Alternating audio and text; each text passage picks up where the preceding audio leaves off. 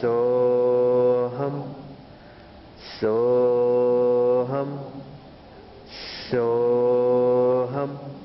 Om Yam, Om Yam, Om Yam. We have all experienced it. That slight rise in blood pressure when struggling to meet a deadline, and clients are breathing down your neck. Your heart jumping when your demanding boss calls you for the 5th time in 30 minutes. The tightening of your chest when you open your eyes to a morning in which you have to give a difficult presentation to an unforgiving audience. The headaches, backaches, and even indigestion of working in a toxic environment.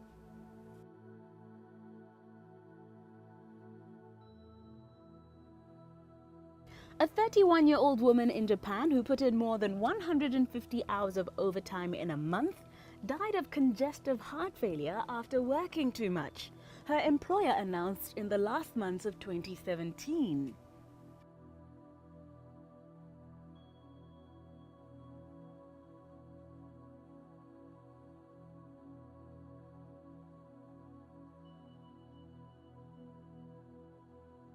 If you consider that 28-hour working days equals to 160 hours worked in a month, then she was working twice as long as the average employee.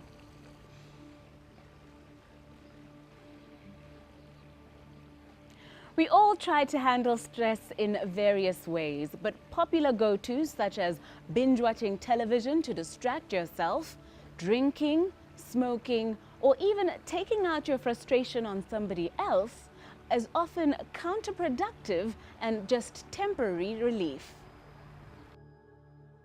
Tonight we learn of my preferred healthier and alternative form of managing workplace and other forms of stress. Speaking to Mukesh Vasan, who has taught yoga and meditation practices on this continent for the past 15 years.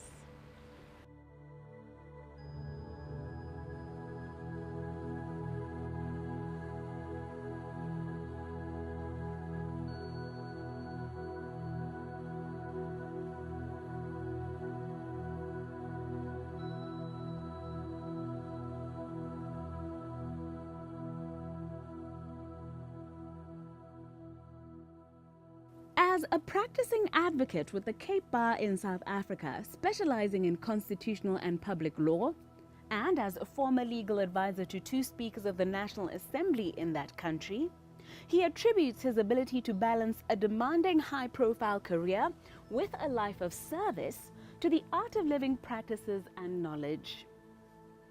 Yoga has reportedly been around for 10,000 years or more, and there now exist a dizzying array of variations. We visit Mukesh during his visit to Botswana at the Art of Living Center here in Gaborone near the main mall to find out how to navigate these various options and discern which of these techniques could be beneficial and potentially life-saving to our lives.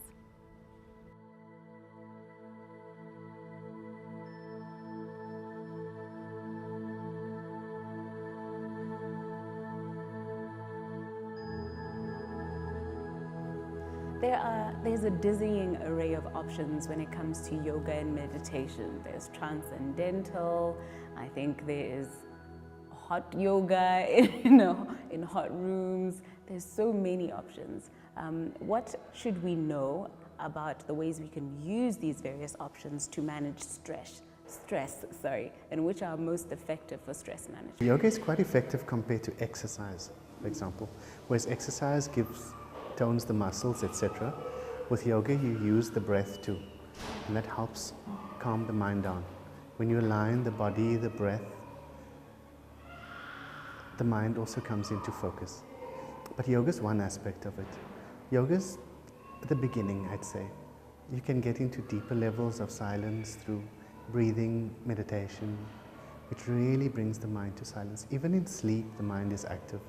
But in meditation, the mind quietens down to such an extent that you get extensive rest.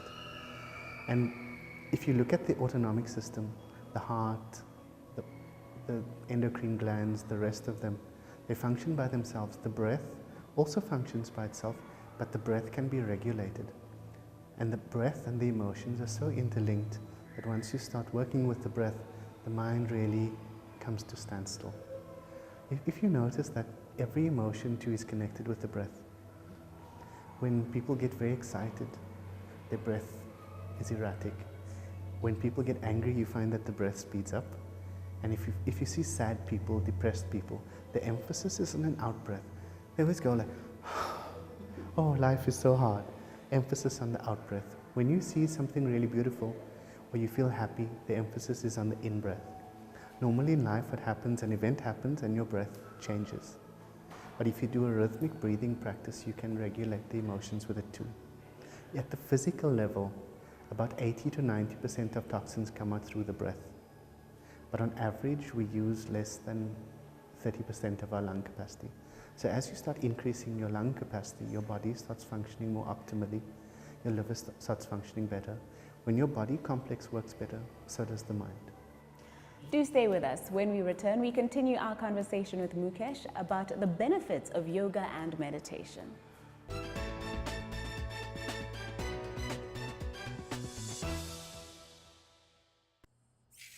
What is the future of help?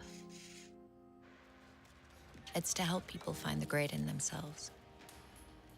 The drive, the passion. Help them find their true potential. Help them stretch. Help them grow. That's why we help people help themselves, help the world. Because a little help goes a long, long way.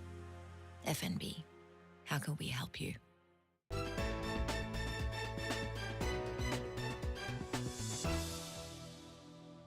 How would you like to better manage the stresses that are thrown your way on a day-to-day basis?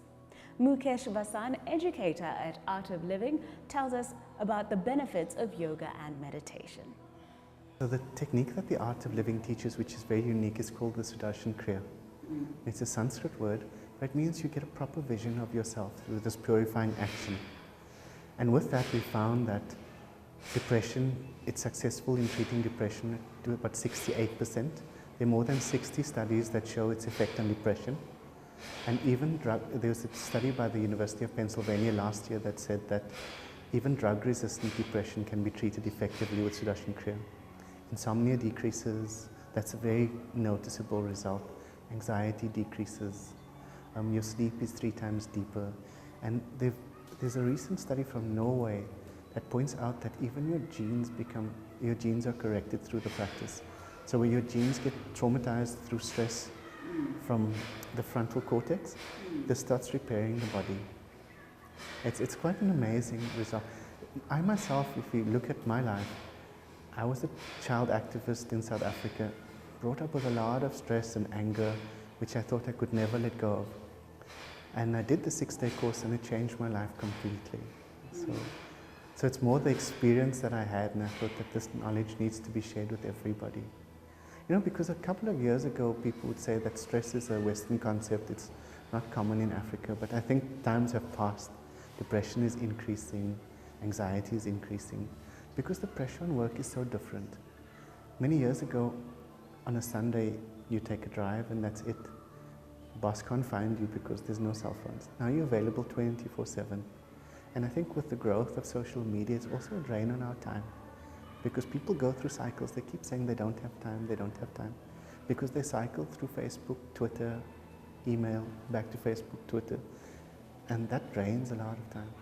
So you need some kind of conscious rest in the day.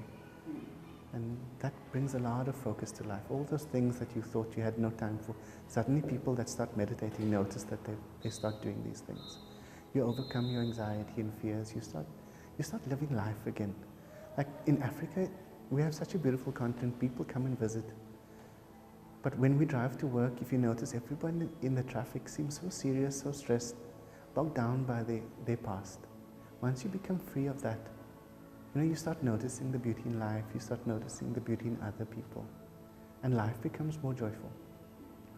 So those are the very general trends that we notice. And there have been some remarkable ones actually.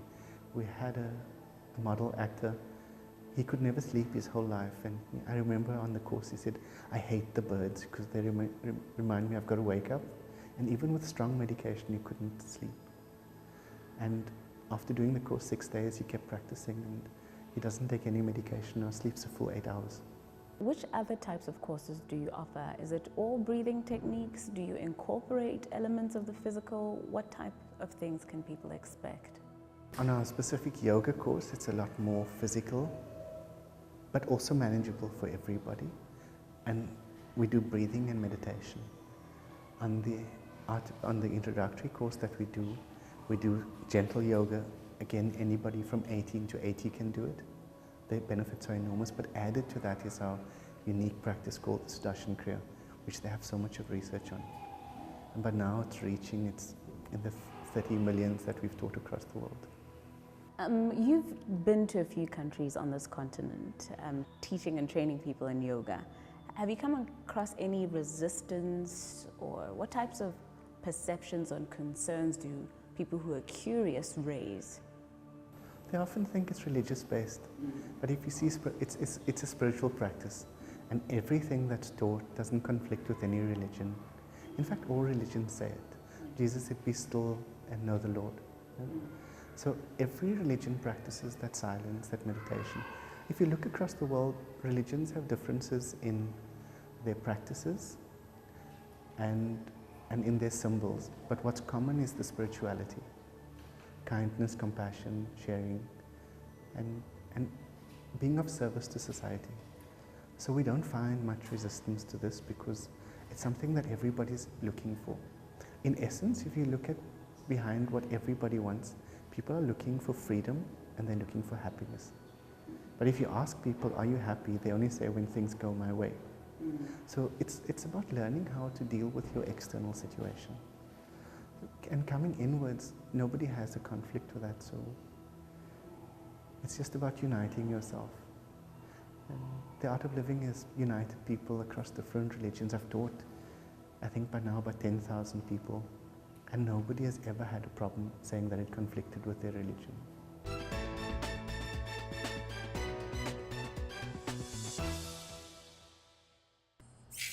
What is the future of help? It's to help people find the great in themselves. The drive, the passion. Help them find their true potential. Help them stretch. Help them grow. That's why we help people help themselves, help the world, because a little help goes a long, long way. FNB, how can we help you?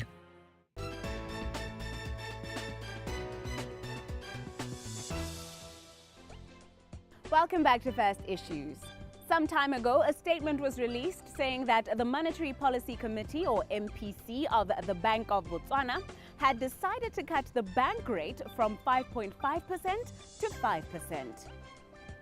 It went on to add that the outlook for price stability was positive, as inflation was forecast to remain within the 3 to 6% objective range in the medium term.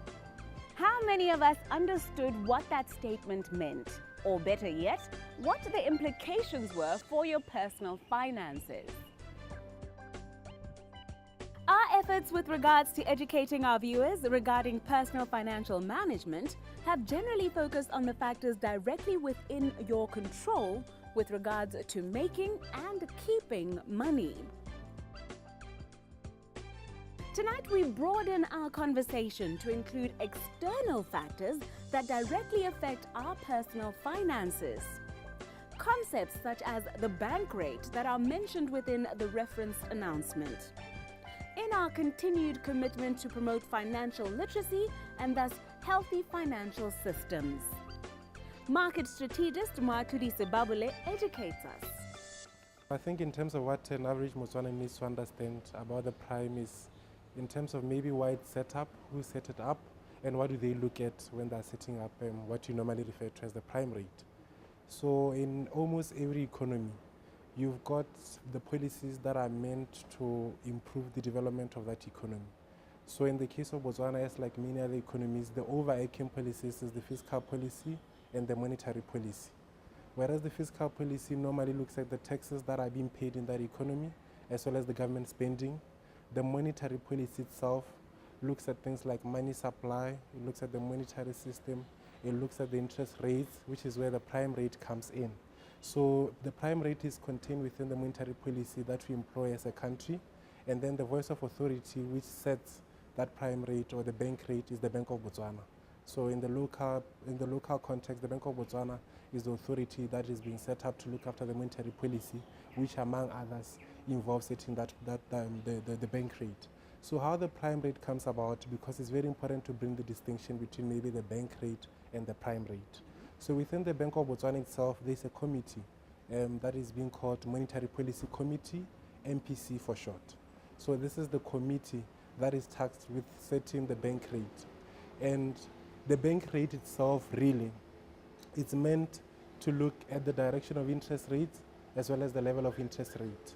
And the relationship between, so the pure academic definition of bank rate is the rate at which the central bank, being Bank of Botswana, can lend to the commercial banks, being the likes of your FNB and other commercial banks in the markets. So that is the definition of the bank rate, and that is the rate that the Monetary Policy Committee decides on. Where the prime rate comes in, which is what maybe an ordinary Botswana is usually used to, because when you go into a bank and you are getting a mortgage or a personal loan, you normally will be getting priced off the prime rate. To normally maybe say, for a mortgage it's maybe prime +1, for a personal loan maybe it's prime +6, or whatever the case might be. So how the prime rate gets calculated is the bank rate plus 1.5. So it means the prime rate itself depends on the bank rate. In the current moment, the bank rate is 5.5. So if you add 1.5 to that 5.5, you get the current prime rate of 7%. So that is where the relationship between the bank rate and the prime rate comes about. What does the central bank look at, or what does Bank of Botswana look at when they set the prime rate?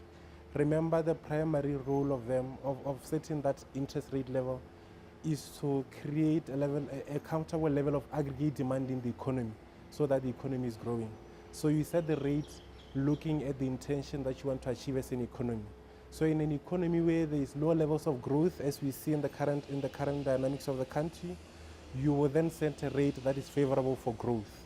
So essentially, assuming all else constant, if you have an economy like now where there's low levels of growth, essentially what you will try to do is you set lower interest rate levels.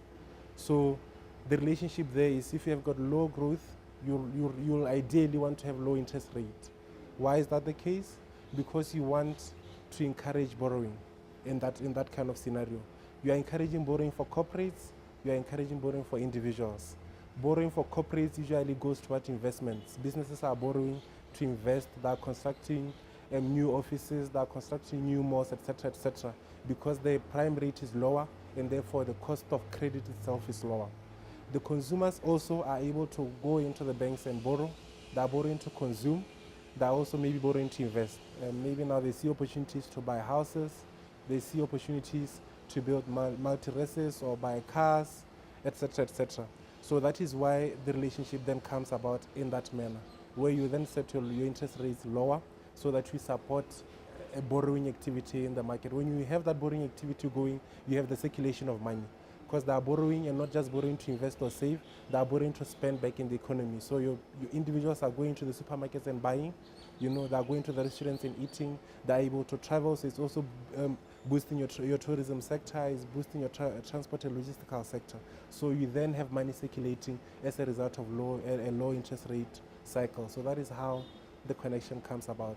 Some of the things they consider when coming up with the bank rate.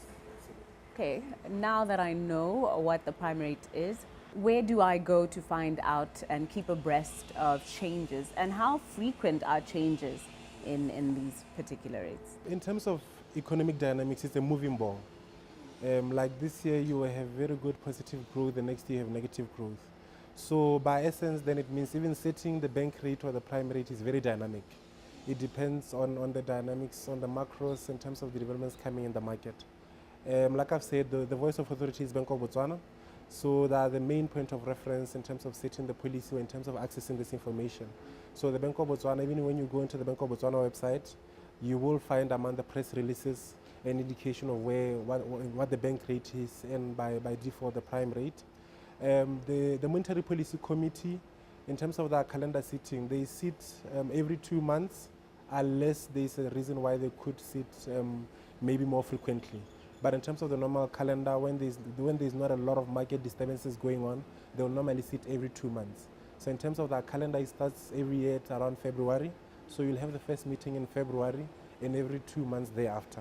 But we have had instances where they could sit much more frequent than that. So if you look at 2009, when we were having the global financial crisis, and as a country we are not producing any diamonds, and there was just a lot of risk that was feeding into the markets. In those instances, you would have the Monetary Policy Committee maybe sitting every other month or every month instead of every 2 months. But the normal calendar is such that they will sit from February and every other 2 months, and this is where they decide on the policy rate. So how it translates into the market as well.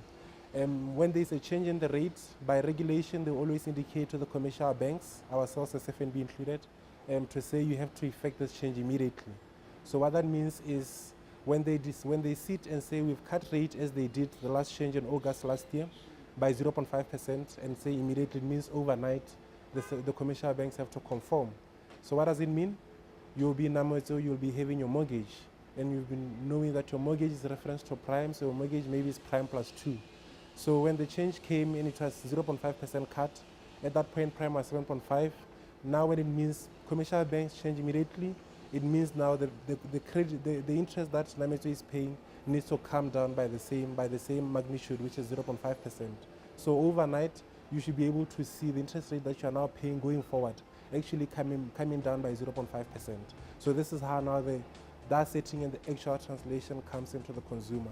Because as a consumer with an existing credit facility, everything else that you have borrowed from the banks that is reference of prime need to move in line with what the central bank has set as the prime rate. So essentially then you will see commercial banks will have to conform to that instruction and make sure that whatever you are paying now at the end of the month shows that translation of if it's a change of 0.5% lower, you should be paying lower.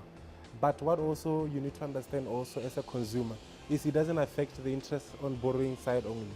It will affect on the deposit side. So on the deposit side, normally it doesn't change to the same magnitude. If it's a 0.5% cut in the bank rate, it might not be the same on the deposit side, but the direction will be the same. In terms of your deposit rate levels, usually will come down, maybe not to the same level, essentially, because that is the whole direction that the bank rate is setting. That is it from me, Nameto Samagula, and the First Issues team this evening. Catch us again next week, same time, same place.